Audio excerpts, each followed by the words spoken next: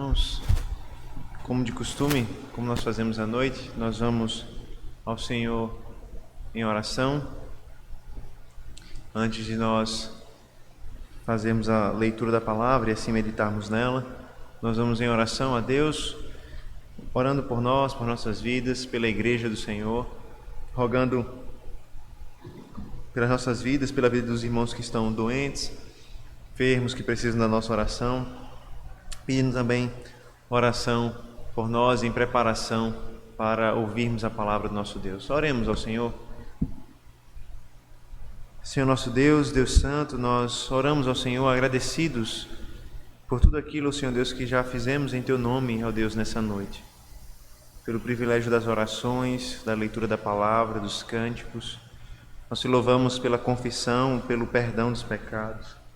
Nós te louvamos, ó Deus, pelo privilégio que nós temos agora de ir até o Senhor e trazer diante de Ti os nossos pedidos quando nós rogamos pela igreja do Senhor. O Senhor conhece, Pai, as necessidades da Tua igreja, o Senhor conhece as necessidades do Teu povo e por isso nós colocamos diante de Ti este povo e esta igreja. Te pedimos, ó Deus, que o Senhor abençoe essa igreja que se chama pelo Teu nome. Que o Senhor, Deus, possa a cada dia conduzir essa igreja por meio da fé em Cristo Jesus, por meio da esperança e do amor no Senhor e ao Senhor. Que em nome de Cristo Jesus o Senhor possa, Pai, fortalecer essa igreja no fruto do Espírito, para que a cada dia ela ande no temor do Senhor, segundo o fruto que vem da habitação do Espírito em nós. Nos afasta, ó Deus, de praticarmos as obras da carne. Nos afasta, Senhor Deus, de não desfrutarmos a liberdade que temos em Cristo, mas nos ajuda, Senhor Deus, a viver segundo o Espírito, vivermos cheio do Teu Santo Espírito, ó Deus, todos os dias da nossa vida, testemunhando disso através do amor, da fé, da bondade, da benignidade, da paciência, do domínio próprio e assim por diante. Ó Deus, nós te pedimos que o Senhor seja com os nossos irmãos, em especial aqueles que estão enfermos ou estão em recuperação. Nós pedimos ao Senhor, Pai, lembrando da vida do presbítero Ezequiel, Senhor Deus, que fez uma cirurgia essa semana. Agradecemos pelo livramento, ó Deus, que o Senhor lhe concedeu e pedimos a sua pronta recuperação para novamente estar conosco em culto, ó Deus. Nós continuamos, Senhor Deus, em oração pela vida do Teu servo, o presbítero Val, Deus, no seu tratamento, ó Pai. Agradecemos ao Senhor por aquilo que o Senhor já tem feito na sua vida e rogamos ao Senhor que o Senhor continue abençoando e fortalecendo o Teu servo. Que o Senhor continue, ó Deus, abençoando irmãos nossos, ó Deus, que estão doentes, enfermos e que por conta disso, ó Pai, não puderam estar presentes hoje no culto. Ó Pai, irmãos que não puderam vir, Senhor Deus, por circunstâncias que o impediram. Que o Senhor conforte, console, ó Deus, que o Senhor também anime e fortaleça na fé do Senhor. Que eles esperem em Ti, esperem a restauração, a cura no Senhor, ó Deus. Que o Senhor possa visitar os nossos irmãos, ó Pai, em suas necessidades, para fortalecer, para animar aqueles que estão dormindo na fé, para vivificar, Senhor Deus, aqueles que ainda estão mortos em seus pecados, ó Deus, e para fortalecer os que caminham bem. Que o Senhor, Deus, fortaleça essa igreja no temor do Senhor, que o Senhor fortaleça essa igreja na palavra de Cristo Jesus, e que, fundamentado no Evangelho do Senhor, ela cresça de fé em fé, proclamando o Teu nome, vivendo o Teu Evangelho e cultuando ao Senhor, fazendo tudo para a Tua honra e glória.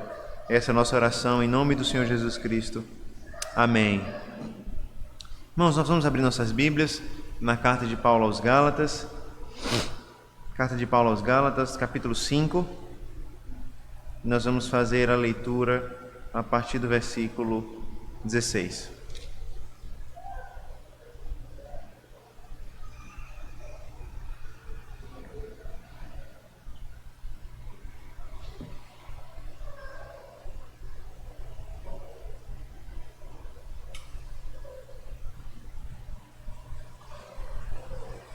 Carta de Paulo aos Gálatas, capítulo 5. Nós vamos fazer a leitura a partir do versículo 16 e seguiremos até o versículo 26. Porém, nós vamos nos deter nessa noite, não é? Na exposição da primeira parte dessa sessão, dos versículos 16 até o versículo 21. Carta de Paulo aos Gálatas, capítulo 5, a leitura a partir do versículo 16 até o 26, mais a exposição do versículo 16 até o versículo 21. Assim diz a palavra de Deus. Escute com fé e com atenção o que diz a palavra do nosso Senhor. Digo, porém, andai no Espírito e jamais satisfareis a concupiscência da carne. Porque a carne milita contra o Espírito e o Espírito contra a carne, porque são opostos entre si, para que não façais o que porventura seja do vosso querer. Mas se sois guiados pelo Espírito, não estáis debaixo da lei. Ora, as obras da carne são conhecidas e são prostituição, impureza, lascívia, idolatria, feitiçarias, inimizades, porfias, ciúmes, iras, discórdias, dissensões, facções, invejas, bebedices, glutonarias e coisas semelhantes a estas, a respeito das quais eu vos declaro, como já outrora vos preveni, que não herdarão o reino de Deus os que tais coisas praticam. Mas os frutos do Espírito é amor, alegria, paz, longanimidade, benignidade, bondade, fidelidade, mansidão, domínio próprio. Contra estas coisas não há lei. E os que são de Cristo Jesus crucificaram a carne com suas paixões e concupiscências. Se vivemos no Espírito, andemos também no Espírito. Não nos deixemos possuir de vanglória, provocando uns aos outros, tendo inveja uns dos outros. Vamos ao Senhor em oração, rogando a Deus que possa nessa noite falar ao nosso coração. Senhor nosso Deus, nós lemos agora a Tua palavra e te pedimos, Senhor Deus, fala ao nosso coração, que o Senhor nos ensine a viver no Espírito, a andar no Espírito, para a honra e glória do Senhor Jesus Cristo. Amém. Irmãos, nas últimas exposições na carta de Paulo aos Gálatas, nós temos visto como a primeira parte do capítulo 5 resgata temas que já foram tratados ao longo da carta, mas ele resgata esses temas para continuar tratando deles em progressão, progredindo, não simplesmente repetindo aquilo que já foi dito, mas trazendo os mesmos temas com novas aplicações, com novos desenvolvimentos. A primeira seção desse capítulo nos mostra como claramente esse capítulo é um capítulo de transição.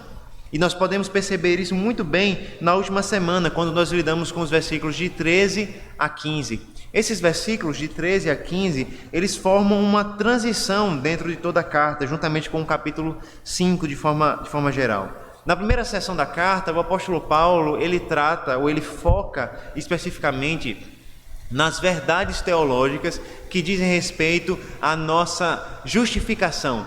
Então Paulo vai, ao longo da primeira parte da sua carta, reafirmar diversas vezes: nós somos justificados pela fé, não pelas obras da lei, não por cumprir aquilo que a lei diz, não por obedecer à lei de Moisés, a lei que impunha sobre os homens a circuncisão, a alimentação específica, as festas judaicas e assim por diante. Nós não somos salvos por obedecer essas leis, por nos tornarmos judeus, mas nós somos salvos por meio unicamente da fé em Jesus Cristo. Mas essa é a primeira seção da carta.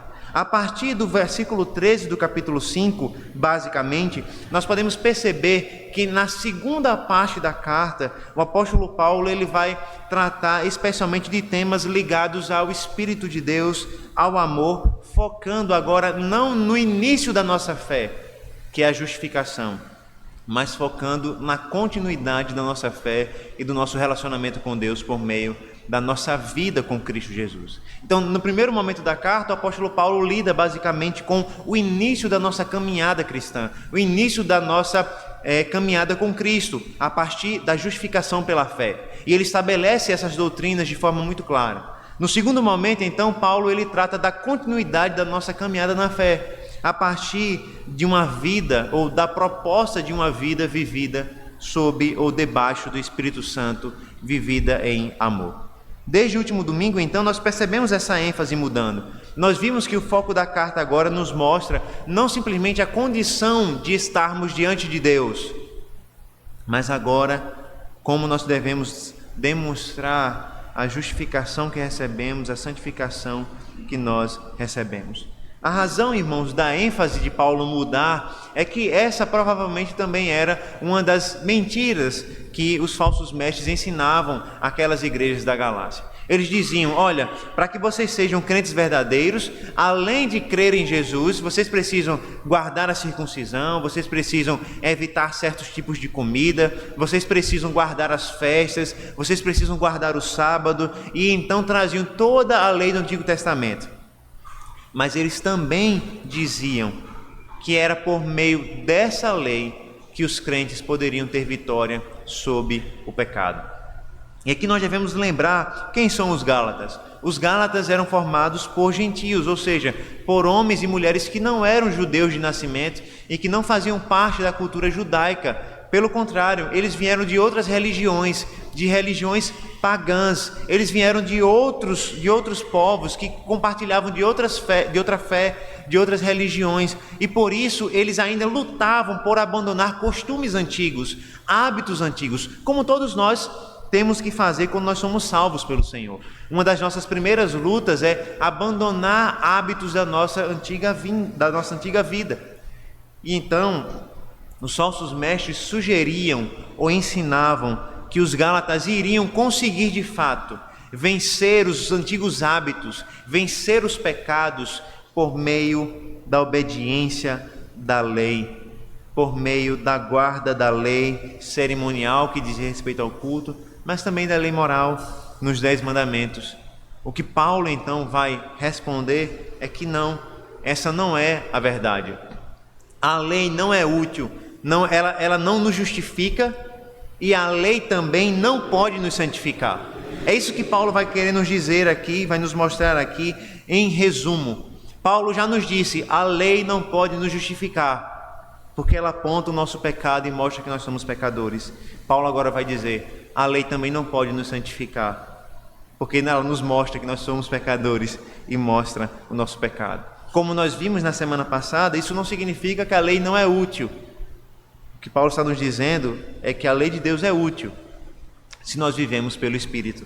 Como ele vai dizer, e nós vamos tratar disso na próxima semana, aqueles que vivem segundo o fruto do Espírito não estão debaixo da lei. Por quê? Porque não há lei que seja contrária ao amor, ao domínio próprio, à paciência e assim por diante. Nós vamos observar, irmãos, que Paulo nos ensina que nós vivemos uma nova vida com Cristo Jesus. E que essa nova vida é fundamentada na liberdade, governada pelo amor, como nós vimos na última semana, mas essa nova vida também nos chama para andarmos no Espírito. A nova vida que temos em Cristo, em resumo, nos ensina que nós devemos andar no Espírito, rejeitando as obras da carne. É sobre isso que nós iremos meditar nessa noite. Nós aprenderemos que em nossa nova vida com Cristo, nós devemos andar no Espírito, rejeitando as obras da carne. Nós vamos ver isso em 2 momentos, de forma muito simples. Primeiro, nós vamos observar que na nossa nova vida com Cristo, o nosso chamado é para andar no Espírito. O nosso segundo chamado, então, é para rejeitar as obras da carne. Veremos, então, o nosso primeiro chamado. Na nossa nova vida com Cristo, nós somos chamados por Ele para andar no Espírito.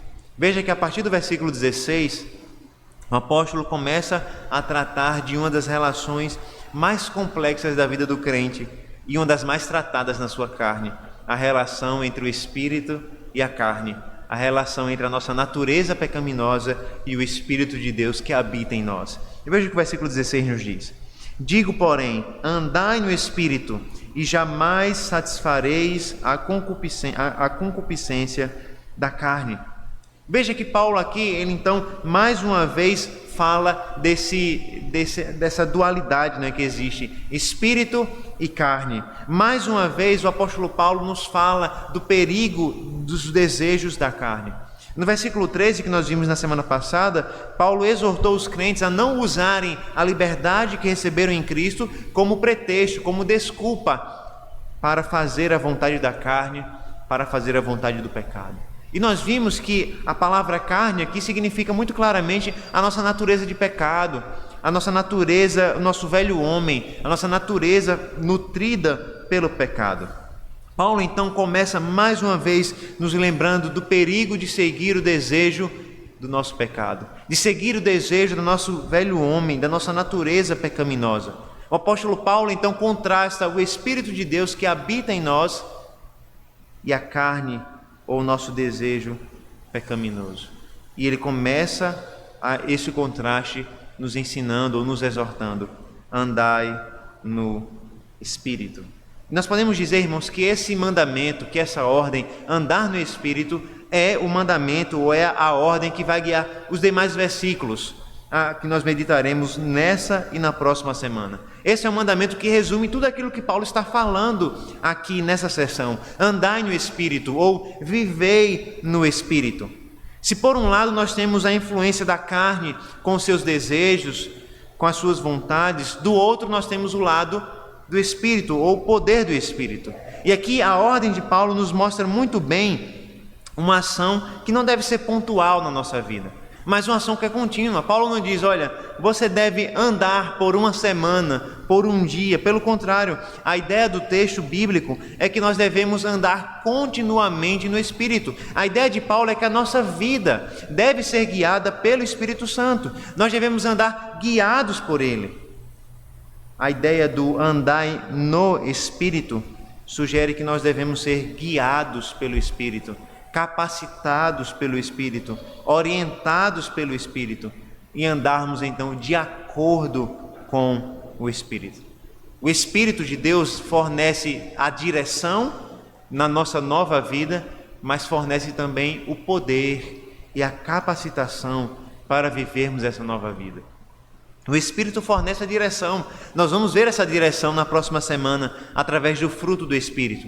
Mas ele também fornece a capacitação, a capacidade de Deus para vivermos a nova vida com Cristo Jesus.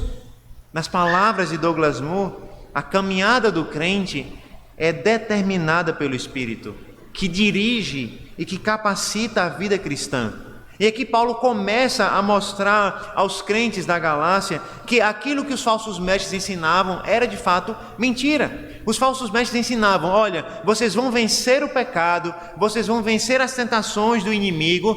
Como? Por meio da obediência da lei. Se vocês forem circuncidados, se vocês guardarem o sábado, se vocês deixarem de comer esse tipo de comida aqui e ali, se vocês observarem a lei de Deus direitinho, vocês vão ser salvos do pecado, ou vocês vão vencer o pecado, vocês vão vencer as tentações de Satanás. E Paulo está nos ensinando que não. Paulo está nos ensinando que a única forma de vencermos os desejos da carne é pelo poder do Espírito. Lembre-se, a lei de Deus sozinha não pode nos santificar. A lei de Deus sozinha não pode nos fazer obedecer. Pelo contrário, a lei de Deus sozinha nos condena, porque nós somos pecadores. Se nós não fomos santificados pelo Espírito Santo para obedecer à lei de Deus, a lei de Deus servirá somente para a nossa condenação. Se o Espírito de Deus não nos vivificar, se nós não vivermos pelo Espírito de Deus, a lei de Deus servirá apenas para contar os nossos pecados e para aumentar o nosso débito diante do Senhor. Se antes Paulo nos exortou a não dar oportunidade à nossa natureza de pecado, agora ele nos ensina a andar no Espírito. Paulo ele começa com um mandamento negativo, né? Ele diz: olha, não deem oportunidade para a carne, não deem ocasião para os desejos do pecado no coração de vocês. Agora ele ordena de forma positiva, né? Ele diz: andem, vivam no Espírito. E a razão para isso é que Paulo vai dizer: andem no Espírito e vocês jamais satisfarão os desejos da carne. E aqui veja, a ideia que a gente pode ter ao ler esse versículo é que essa segunda parte é uma segunda ordem. Andem no Espírito e jamais satisfaçam os desejos da carne. É uma leitura possível, mas não a mais provável. O mais provável aqui é que Paulo não está dando duas ordens, mas dando uma ordem e a consequência dessa ordem. Paulo está dando a primeira ordem: andem no Espírito, e como consequência nós não vamos satisfazer os desejos da carne. Paulo está dizendo que se nós andarmos no Espírito, quando nós andamos no Espírito, nós não satisfazemos os desejos da carne, porque o Espírito é oposto à carne, e os desejos e propósitos do Espírito são opostos aos desejos e propósitos da carne, de maneira que se nós andarmos no Espírito, nós não iremos satisfazer os desejos do pecado que há em nós. Talvez os agitadores que perturbavam os irmãos estivessem sugerindo, como nós já vimos, que seria o estilo de vida judaico que venceria os seus instintos, os seus desejos pecaminosos. Paulo nos diz que não.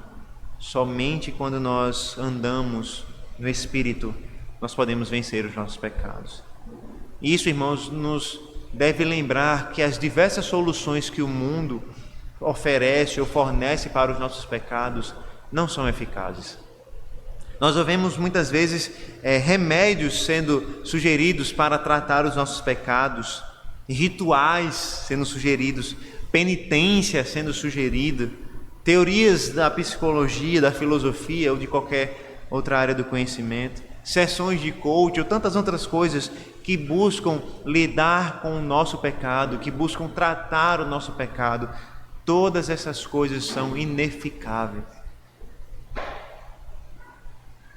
O único que pode tratar o nosso pecado, o único meio para nós não andarmos na carne, para não satisfazermos os desejos da carne, é se nós andarmos no Espírito, segundo o Espírito, guiados pelo Espírito, capacitados e fortalecidos pelo Espírito de Deus. E essa é uma coisa muito importante nas nossas vidas, inclusive no aconselhamento bíblico que nós damos a outras pessoas e que também nós escolhemos.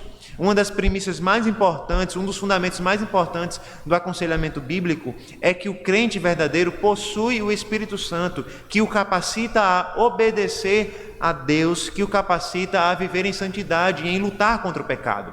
Quando nós, irmãos, vamos dar conselhos para pessoas que não são crentes, para pessoas que não creem em Jesus Cristo, nós precisamos lembrar que essas pessoas não têm o Espírito de Deus e que por isso elas não têm a capacidade de vencer os seus pecados. Elas não têm a capacidade de lutar contra a sua própria natureza pecaminosa. Porém, quando nós aconselhamos crentes, nós devemos partir do pressuposto contrário. Eles possuem o Espírito de Deus que os capacitam a lutar contra o pecado e a viver e a vencer as tentações do pecado. Por isso, irmãos, nós não podemos nos desculpar diante de Deus afirmando que uma tentação foi muito forte ou muito pesada, que um pecado é muito terrível, que uma tentação foi tremendamente forte, impossível de ser resistida. A verdade que o Senhor nos ensina é que o Espírito de Deus nos capacita a vencer os pecados, nos capacita a lutar contra os desejos pecaminosos do nosso coração. A razão para isso, irmãos, é que o Espírito de Deus milita contra a carne, e quando nós andamos no Espírito, nós não satisfazemos os desejos da carne. Veja o que o versículo 17 nos diz e perceba que essa é a realidade. Uma guerra, uma luta entre espírito e carne. Porque a carne milita contra o espírito e o espírito contra a carne, porque são opostos entre si, para que não façais o que porventura seja do vosso querer. Aqui, irmãos, nós temos uma guerra declarada entre espírito e carne, o Espírito de Deus e a nossa natureza pecaminosa, a natureza do pecado. Veja, não se trata de uma luta entre duas tendências da nossa própria natureza humana, como se nós tivéssemos uma parte boa, uma parte má, que então lutam entre si. Paulo está falando de uma luta que é maior do que essa. Nós temos uma luta entre as forças de Satanás com os desejos pecaminosos da carne e lutando contra o Espírito de Deus que habita em nós. É lógico que o palco dessa luta somos nós, é o ser humano, mas não é uma luta de duas tendências entre nós. É uma luta entre o Espírito de Deus e a nossa própria natureza pecaminosa. Elas são opostas, elas não podem se alinhar jamais, seus propósitos, as suas direções são opostas. Nós temos o Espírito de Deus versus o impulso do pecado, o desejo do pecado. A ideia aqui, irmãos, é que enquanto nós estávamos longe do pecado, enquanto nós estávamos longe de Deus, não havia luta qualquer. Enquanto nós estávamos mortos em nossos delitos em pecado, enquanto nós não conhecíamos a Cristo, enquanto nós não conhecíamos o Evangelho, não havia nenhum tipo de luta, não havia nenhuma batalha em nosso coração, não havia luta alguma, porque nós éramos governados pelo nosso pecado, nós éramos governados pela nossa natureza de pecado, não havia guerra alguma. A guerra se iniciou quando nós fomos salvos pelo Senhor e nós recebemos o Espírito de Deus. É por isso que talvez você tenha a impressão de que a partir do momento em que você conheceu a Cristo Jesus, as lutas da sua alma começaram ou pioraram. Porque antes não havia luta nenhuma. Antes nós estávamos satisfeitos em nossos pecados, seguindo as nossas vontades, atendendo aos nossos desejos. Mas quando nós conhecemos o Evangelho, o Espírito de Deus passa a habitar em nós. E então o Espírito começa a lutar contra o impulso do nosso pecado, começa a resistir às tendências da nossa natureza pecaminosa e passa a vencê-la. A última frase do versículo 17 nos diz que essa luta acontece de modo que nós não fazemos o que é do nosso querer. E é interessante que essa frase, irmãos, ela coloca por baixo qualquer ideia de liberdade real que nós possamos ter, né? É verdade que há uma certa discussão sobre o que ela quer dizer, alguns vão apontar diferentes significados aqui para ela, mas me parece que o contexto sugere fortemente que a ideia aqui é que Paulo está nos dizendo que nós não temos vontade alguma. Ou seja, Paulo está nos dizendo que nós temos a vontade do Espírito e da carne militando, não é? Ele diz, porque a carne milita contra o Espírito e o Espírito contra a carne, porque são opostos entre si. E aqui eu mudaria um pouquinho, eu não traduziria para que não façais, eu traduziria de modo que não façais, porventura que seja do vosso querer. O que Paulo está nos dizendo aqui, irmãos, é que nós não temos vontade própria em certo sentido. Ou nós vivemos segundo a carne, ou nós vivemos segundo o Espírito. O que Paulo está dizendo é que há uma guerra tão grande entre nós, há uma guerra tão grande em nós, da carne contra o Espírito, que nós não podemos ter uma vontade livre. Ou nós somos guiados pelo nosso pecado, ou nós somos guiados pelo Espírito de Deus. Essa é a vida do crente, uma vida no meio de uma guerra, uma luta. Ou nós seguimos a vontade dos nossos pecados, ou nós seguimos a vontade de Deus. Não há como sermos livres dessa influência, não há como sermos neutros nessa luta. Ou nós estamos seguindo os nossos desejos do pecado, ou nós estamos seguindo a vontade de Deus por meio do Espírito que habita em nós. Não há como ser neutro, não há como escolher uma terceira via aqui, não há como escolher um caminho do meio. Ou nós seguimos o Espírito de Deus, a sua vontade, os seus propósitos, o seu guiar em nossas vidas, ou nós seguimos os nossos impulsos do pecado, ou nós seguimos a nossa natureza pecaminosa. E veja, nesse conflito há apenas um lado vencedor. Nesse conflito entre espírito e carne, você só pode escolher um dos lados e só há um único lado vencedor. Como resume mais uma vez o Moore, né? Os cristãos não deveriam pensar que têm a opção de fazer o que quiserem. Isso é ilusão. Nós não podemos fazer o que nós queremos. Nenhum homem pode fazer o que quer livremente. Ou nós somos guiados pelo Espírito de Deus, ou nós somos guiados pela carne. Os homens que pensam que são libertos, que têm total liberdade de fazer o que querem, estão seguindo a natureza do seu pecado. Mas o crente verdadeiro, ele justamente procede da maneira contrária. Ele reconhece que não está livre para atender os seus pecados, mas luta contra o seu pecado por causa da influência do Espírito que agora habita nele. Agora ele resiste às tentações, ele resiste ao pecado, ele luta contra o pecado por causa do Espírito de Deus que habita nele. Veja que o apóstolo nos ensina, irmãos, que necessariamente alguma dessas influências irá vencer em nós. Ou nós seremos dominados pelo Espírito de Deus e guiados por ele, e assim andaremos no Espírito e viveremos no Espírito. ou nós seremos guiados pela vontade da carne e pela vontade do pecado. Não há como escolher aqui uma terceira via, um terceiro caminho. E isso é importante, porque quando nós olhamos para as obras da carne, que nós vamos ver mais à frente, essas obras não podem ser uma característica do crente. É verdade que quando nós lemos as obras da carne, nós olhamos para essas obras e nós percebemos: eu já cometi algumas delas, eu já caí nesses pecados em alguns momentos da minha vida.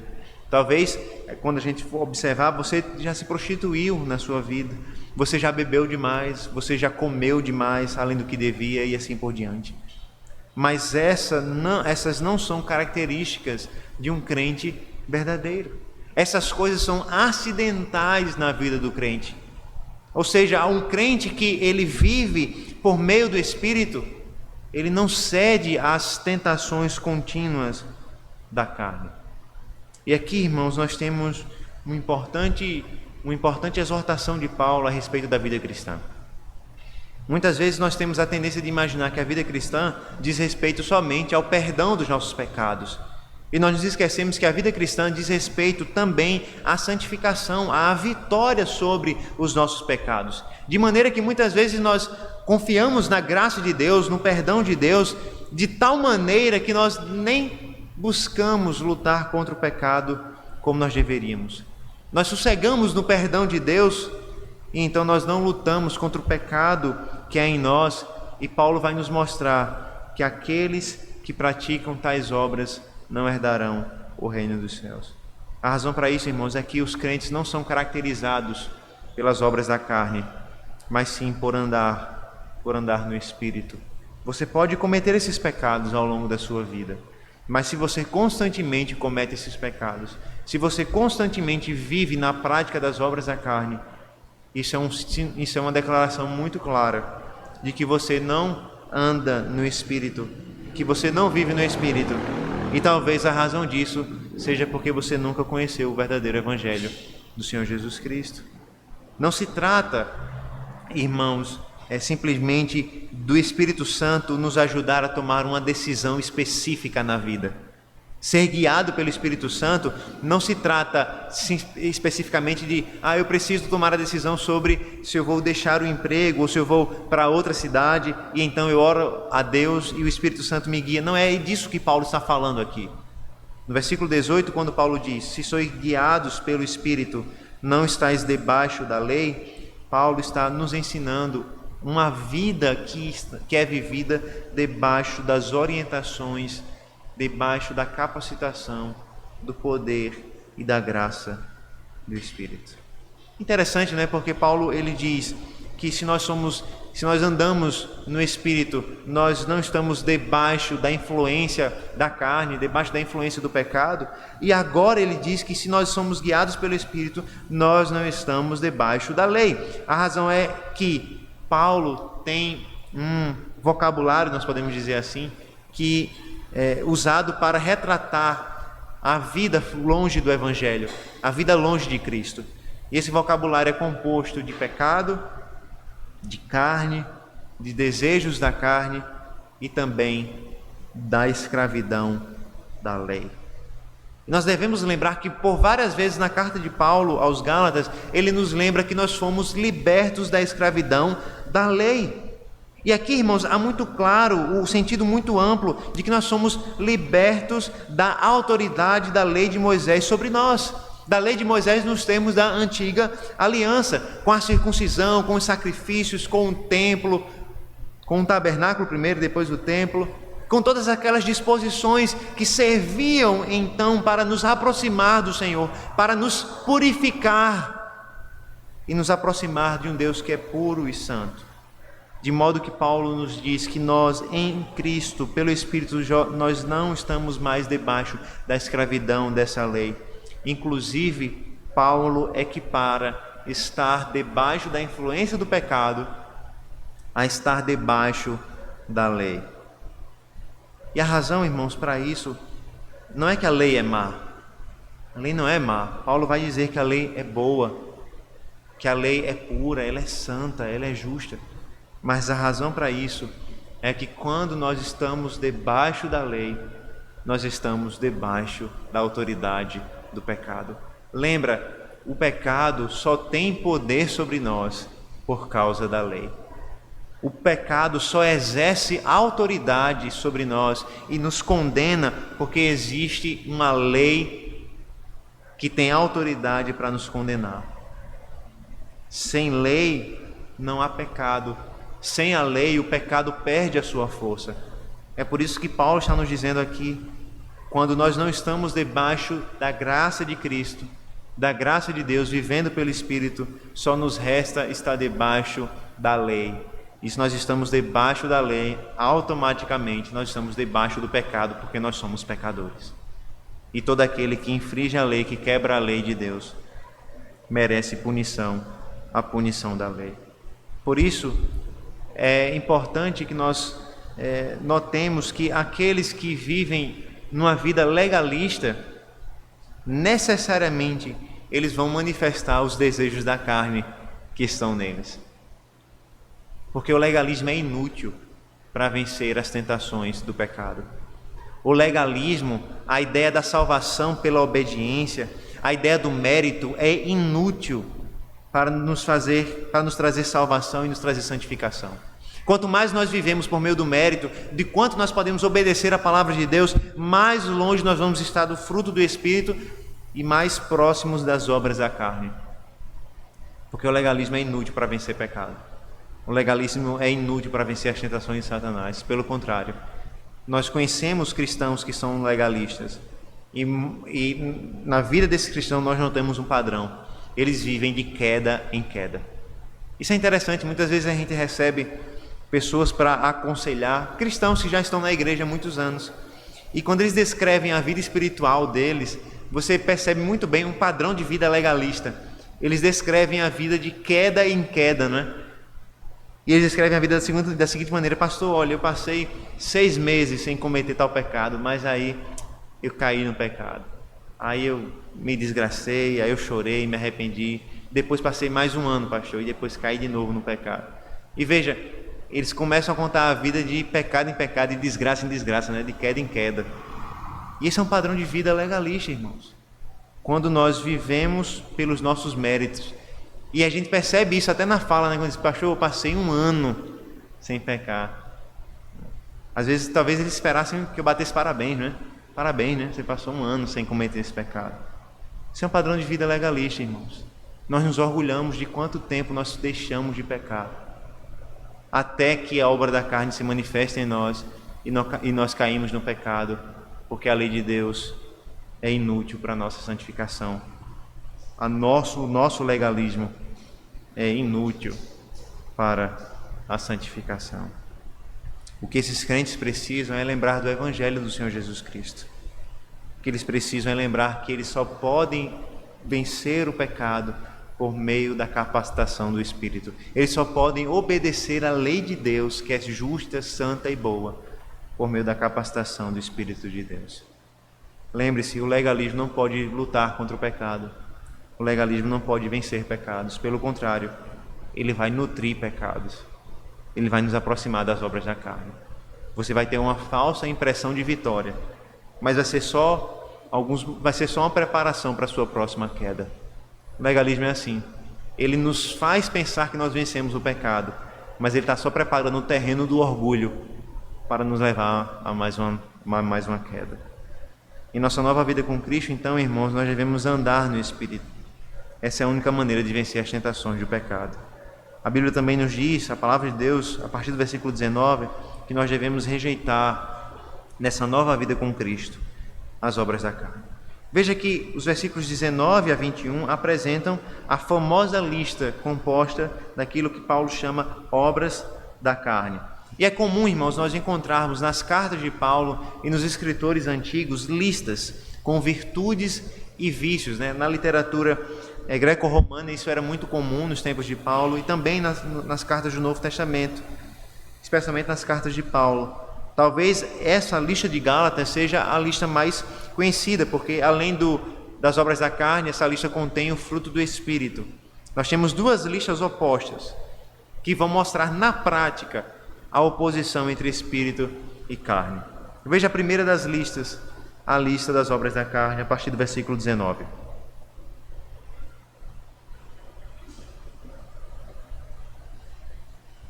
As obras da carne são conhecidas e são prostituição, impureza, lascívia, idolatria, feitiçarias, inimizades, porfias, ciúmes, iras, discórdias, dissensões, facções, invejas, bebedices, glutonarias e coisas semelhantes a estas, a respeito das quais eu vos declaro, como já outrora vos preveni, que não herdarão o reino de Deus os que tais coisas praticam. Antes de nós entrarmos, irmãos, nos elementos particulares que compõem essa lista, nós precisamos observar que Paulo nos diz que essas obras são conhecidas, ou seja, não são obras difíceis de serem reconhecidas por nós, seres humanos. Pelo contrário, as coisas que Paulo descreve aqui nessa lista das obras da carne são conhecidas de todos nós, porque nós muitas vezes praticamos elas, nós vivemos ela no nosso velho homem. Outra coisa que nós devemos notar é a ênfase de Paulo nessas obras da carne. Se nós observarmos as obras que ele destaca aqui, nós podemos observar uma ênfase muito clara nos pecados que estão ligados ao nosso relacionamento com o próximo. Nós podemos dividir essa lista de Paulo em quatro categorias. Paulo começa listando 3 pecados que estão ligados à sexualidade: prostituição, impureza e lascívia. Logo em seguida, ele traz 2 pecados que estão relacionados à religião, à idolatria, ou às religiões pagãs que os gálatas viviam, né? A idolatria e a feitiçaria. Depois nós temos 8 menções a pecados que tratam do relacionamento com o próximo, desde inimizades até invejas. E depois Paulo termina com 2 pecados que envolvem o domínio próprio, que envolvem uma vida sem controle, sem domínio, que é a bebedice e a glutonaria. Então nós temos essas 4 divisões, mas a divisão maior, sem sombra de dúvidas, é a divisão que trata dos pecados do nosso relacionamento com o próximo. Lembra, Paulo falou no versículo 14, do capítulo 5, toda a lei se cumpre em um só preceito: amarás o teu próximo como a ti mesmo. Paulo mostra isso na prática, mostrando que as obras da carne são uma demonstração de falta de amor ao próximo. Veja que a lista começa então com os 3 primeiros pecados ligados a práticas falsas da sexualidade, práticas perversas da sexualidade. A primeira delas está traduzida como prostituição, não é? E a palavra traduzida aqui por prostituição é a conhecida palavra grega porneia, né? Que dá origem a algumas palavras no português, como a palavra pornografia. E a ideia aqui dessa palavra prostituição não é apenas da mulher ou do homem que vende o seu corpo, que vende atos sexuais por dinheiro, por valores financeiros. É muito mais amplo aqui. A ideia da prostituição é uma referência a toda perversão sexual. Como James Edwards nos diz, essa palavra pode ser encontrada na literatura grega falando de diversas práticas ilícitas, como adultério, fornicação, né, que é a prática sexual fora do casamento, a prostituição, a homossexualidade e assim por diante. No Antigo Testamento, a sua ocorrência se refere a qualquer prática sexual fora do casamento entre um homem e uma mulher, como foi descrito na lei de Deus. O que Paulo está nos dizendo, então, irmãos, que a prostituição, as práticas imorais, as práticas sexuais fora do casamento, como ordenado por Deus, são uma demonstração da carne, do nosso pecado. E por mais que o mundo diga que não é, por mais que o mundo queira normalizar o sexo no namoro, por mais que o mundo queira normalizar o adultério, por mais que o mundo queira normalizar a prática homossexual, nós precisamos reconhecer, nós precisamos confessar, nós precisamos proclamar que essas obras são impurezas, essas obras são pecados, essas obras são obras da carne, são condenadas por Deus e deveriam também ser condenadas por nós. A segunda palavra é traduzida por impureza, e ela se refere a pecados de forma mais geral, né, qualquer tipo de impureza, mas aqui o contexto muito claramente sugere que a impureza aqui está ligada à impureza sexual, ou seja, a sexualidade fora dos padrões bíblicos. Assim também a palavra lascívia, né, é definida como a falta de controle próprio.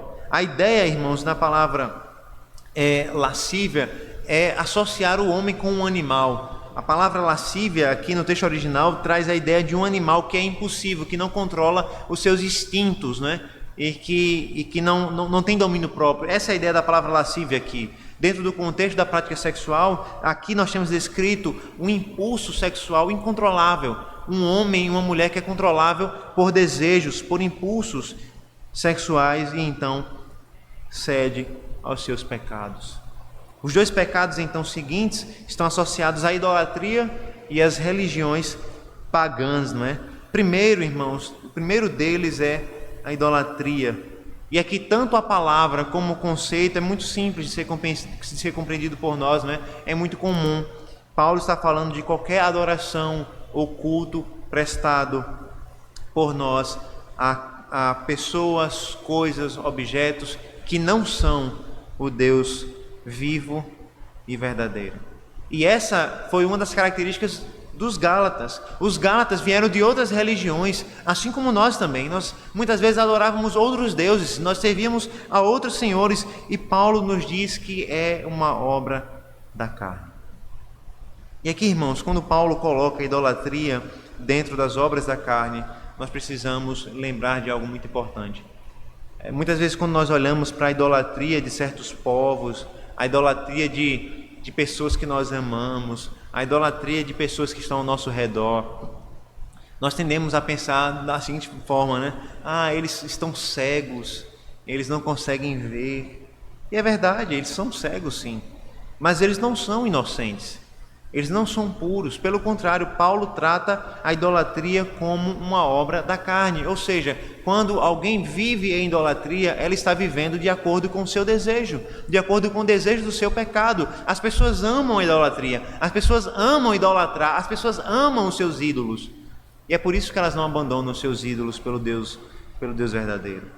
O idólatra não é um coitado, o idólatra é um pecador que ama o seu pecado e que precisa de fato da graça transformadora do Senhor Jesus Cristo.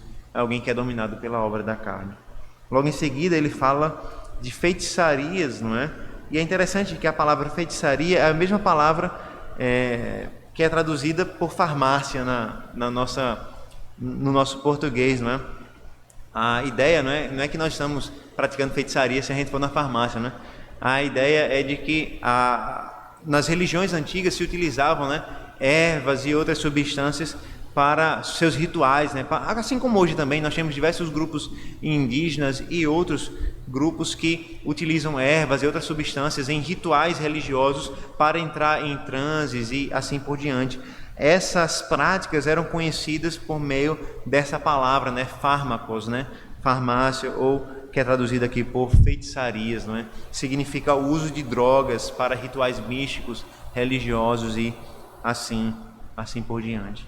Dois pecados ligados à idolatria ou à falsa religião. Logo depois disso, nós temos a lista de pecados que estão relacionados à convivência ou relacionamento com o próximo.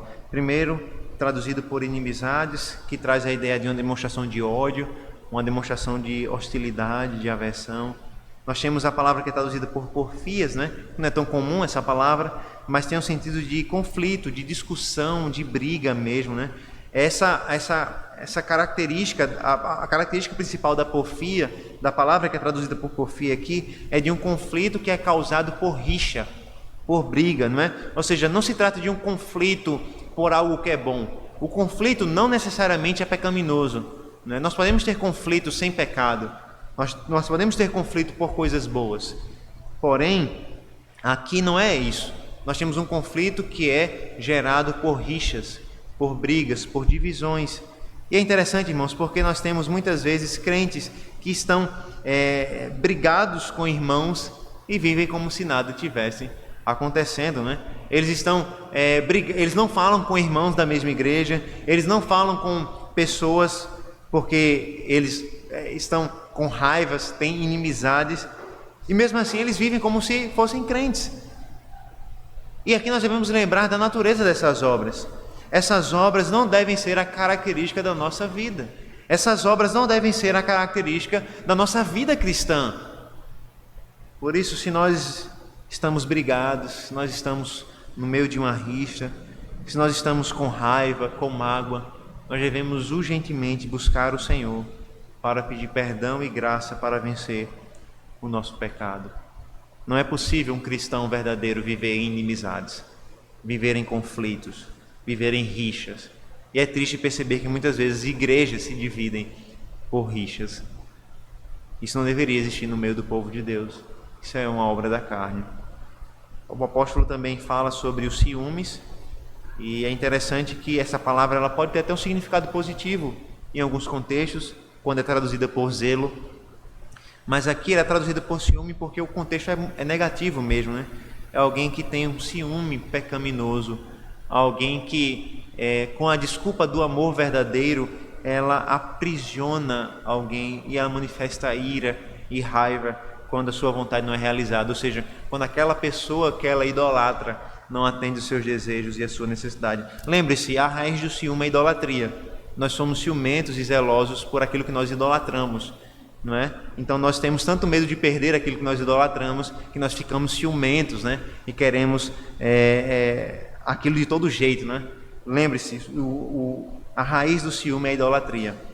Outra palavra que Paulo utiliza aqui é a ira, não é? E veja, em diversos textos a palavra de Deus nos diz que a ira não é pecaminosa em si mesma. Mas aqui, na lista das obras da carne, fica muito claro que a ira é pecaminoso sim.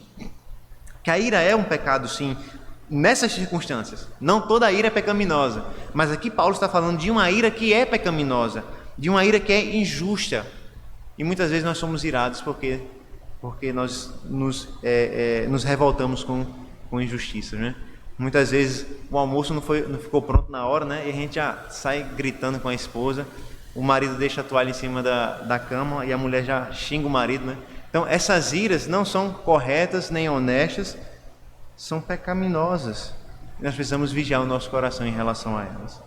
Paulo também fala de discórdias, né? No mesmo contexto de rixas, ou seja, e aqui a ideia dessa palavra discórdia talvez seja uma referência a ambições pessoais aqui, ambições egoístas. E Paulo parece então estar tratando, irmãos, nesse texto de discórdias, de ambições pessoais de certas pessoas que, por causa das suas ambições e da sua inveja, provocam divisões. Tanto é que as duas palavras no final do versículo 20, dissensões e facções, apontam na mesma direção, divisão de igreja. Então nós temos as discórdias, alguém que por ambição ele vai querendo crescer no meio do povo de Deus e provocando divisões. Então nós temos dissensões e facções. É difícil saber a diferença, né, entre dissensões e facções aqui, mas talvez a palavra facção traga a ideia de uma rixa mais formal, de um partido mais formal dentro da igreja, ou seja, da igreja ser dividida e se formar grupinhos dentro da igreja, um contra o outro, um defendendo uma teologia, outro defendendo o outro, um defendendo uma visão de igreja, outro defendendo o outro, e assim por diante. E provavelmente, irmãos, isso estava acontecendo na igreja dos Gálatas. Os irmãos, por causa da influência dos falsos mestres, estavam se dividindo, e uns defendiam uma coisa, outros defendiam outra, e eles brigavam e eles se dividiam continuamente. No fim da lista, então, nós temos dois pecados que envolvem controle próprio, domínio próprio, né? Bebedices e glutonarias. E que nós temos dois contextos para aplicação, né? O primeiro é compreender que essas duas palavras juntas, bebedices e glutonarias, costumeiramente são utilizadas, ou eram utilizadas, não é, para aqueles banquetes muito comuns na cultura grega, né, e depois romana, conhecido como bacanais, né? Ou seja, banquetes que duravam semanas, regados a muita farra, né, muito vinho, né? A palavra bacanal vem do deus, né, Baco, né, o deus do vinho. Então, banquetes que eram regados por muito vinho, por muita comida, por muita bebida e também por orgias, por pela sexualidade desregrada e assim por diante. Então, provavelmente, Paulo está se referindo, quando ele fala de bebedices e glutonarias, a esses banquetes que envolviam bebidas, comidas e orgias, prostituição e assim por diante. Porém, isso não significa que nós não devemos aplicar essas coisas para nós, não é? Então, você diz, olha, então se Paulo está falando de um banquete desse que dura semanas, que é regado por muito vinho, por muita bebida, por embriaguez, por prostituição e tal, então já que no meu churrasco de casa não tem isso, então eu posso comer muito, né? Posso me entupir de carne, não vai ter problema nenhum, vou estar cometendo esse pecado. Eu não creio que é isso que Paulo está dizendo aqui. Paulo está condenando esses banquetes que os gálatas viam muito, e talvez até tiveram participado de muitos, mas Paulo também está condenando comer além da conta, beber além da conta e assim por diante. E aqui fica muito claro, irmãos, que Paulo não está condenando a comida, Paulo está condenando o exagero. Paulo também não está condenando a bebida alcoólica, ele está condenando o exagero na bebida alcoólica, né? Então, se nós devemos partir da ideia de que Paulo está condenando a bebida alcoólica, então Paulo também está condenando a bebida, né? E aí nós teríamos que morrer de fome. Então, isso não é a ideia aqui, né? Paulo está condenando o exagero da bebida alcoólica e está condenando o exagero na comida. São pecados que nós devemos vigiar, né? É triste perceber que muitos zombam dos crentes porque eles comem demais, né? É mais triste ainda perceber que zombam de pastores, né? Porque eles comem demais, né? E às vezes os pastores dão motivo mesmo, né? Às vezes os pastores vão visitar e passam mais tempo comendo do que aconselhando, né? E isso não é uma prática que os pastores deveriam nutrir, não é? Eu ainda sou magrinho, né? Talvez um dia engorde para o desespero de Rebeca, mas por enquanto ainda sou magrinho. Mas tem alguns pastores que são colegas, né? Que já são mais fartos, vamos dizer assim, e aí que eles são motivos de piada mesmo, né? Por comerem muito e por passarem mais tempo comendo nas visitas do que qualquer outra coisa. Irmãos, isso não deveria ser um tipo de brincadeira que deveria ser feito com os crentes, não é? Lógico, nós podemos brincar no contexto da igreja, mas quando pessoas de fora dizem, rapaz, olha, os crentes não bebem, mas comem demais, talvez seja porque nós estamos dando razão para eles criticarem a nós. Nós devemos fazer tudo com o devido equilíbrio em nossas vidas, tanto no que diz respeito à bebida, quanto no que diz respeito à comida. Depois dessa longa lista, então, Paulo finaliza no versículo 21, nos dando a exortação de que ele já preveniu sobre essas coisas e que não herdarão o reino de Deus o que tais coisas praticam. E aqui, irmãos, Paulo não está dizendo que se você cometeu algum desses pecados, você não vai mais para o céu. Paulo não está defendendo aqui uma salvação pelas obras. Se você quebrou algum desses pecados aqui, você não vai. Porque se assim for, eu acho que nenhum de nós aqui vamos. Mas o que Paulo está nos dizendo, irmãos, é que a característica da vida dos crentes não pode ser aquilo que está descrito nessa lista. Se a característica da nossa vida, da nossa caminhada cristã, for o que é descrito nessa lista, é provável que nós nem começamos a nossa caminhada cristã. Se essas obras descrevem a nossa vida, é bem provável que nós ainda não conhecemos o Senhor Jesus Cristo. Por isso, eu levo você à reflexão nessa noite. Será que você vive de acordo com essas obras? Será que alguém poderia descrever você como alguém que come demais, que bebe demais, como alguém que provoca inimizades, como alguém que provoca rixas, alguém que vive preso ao pecado da sexualidade desregrada, não é? Alguém que vive preso ao seu egoísmo, ao seu ciúme? Se você é descrito pelas obras que estão nessa lista, você precisa urgentemente se arrepender dos seus pecados e voltar para o Senhor Jesus Cristo. Se você é descrito por aquilo que Paulo fala nessa lista sobre as obras da carne, você precisa urgentemente reconhecer que talvez você nunca conheceu o Evangelho do Senhor Jesus Cristo. Talvez você já esteja na igreja há muitos anos, mas se essas obras ainda fazem parte da sua vida, talvez você não tenha conhecido Cristo verdadeiramente. É verdade, na vida cristã nós caímos nessas obras, mas sim, nós podemos cair. Mas será uma coisa esporádica, nunca será a norma da nossa vida. Se a prática do pecado for a norma da nossa vida, então nós precisamos rever a nossa própria vida cristã, a nossa fé com o Senhor Jesus Cristo. É interessante que na nossa longa vida cristã, o pecado sempre vai fazer parte dela. Mas se o pecado nos domina, se o pecado nos guia, se o pecado nos dirige, se as nossas motivações, os nossos planos, os nossos sonhos, os nossos desejos estão alicerçados no pecado, nas obras que Paulo descreveu aqui, então nós precisamos nos arrepender dos nossos pecados, conhecer a Cristo Jesus e então nos voltarmos para o Senhor, para de fato começar a vida com Cristo Jesus. A vida, irmãos, a vida que o Senhor nos dá, a nova vida em Cristo Jesus, é uma vida que deve ser vivida pelo Espírito, rejeitando sempre as obras da carne. Lembre-se, volte para o Senhor Jesus Cristo, rejeite o legalismo, viva pela fé no Senhor Jesus Cristo, viva pelo poder do Espírito, não seja guiado pelas obras da carne, seja guiado pelo Espírito de Deus, para em triunfo vencer o pecado e os desejos maus dos nossos corações. Vamos orar a Deus nesse momento, pedindo a sua graça e a sua bênção na luta contra o pecado, para vencer tentações, para viver no Espírito. Senhor nosso Deus, nós te louvamos, Pai, porque a Tua palavra nos alerta a respeito do perigo das obras da carne. A Tua palavra, Senhor Deus, nos alerta a respeito do perigo, ó Deus, que nós temos que enfrentar, de ter uma vida que não é caracterizada pelo Evangelho, pelas boas obras, mas sim pelas obras da carne. Nos livra, Senhor Deus, desse perigo e nos faz, Senhor Deus, viver segundo o Espírito do Senhor, que nós sejamos guiados pelo Espírito Santo para jamais satisfazer as concupiscências, os desejos da carne. Que a nossa vida, Senhor Deus, que a vida dessa igreja não seja caracterizada por essas obras tão terríveis, mas que a vida dessa igreja seja caracterizada pelo fruto do Espírito, pelo guiar do Espírito, pelo dom do Senhor, o dom da nova vida. Que nós sejamos mais semelhantes a Cristo, não tentando vencer o pecado por meio do legalismo, mas vencendo o pecado por meio da fé em Cristo e do poder do Espírito. Essa é a nossa oração, no nome do nosso Redentor e Salvador Jesus. Amém. Irmãos, vamos ficar de pé nesse momento?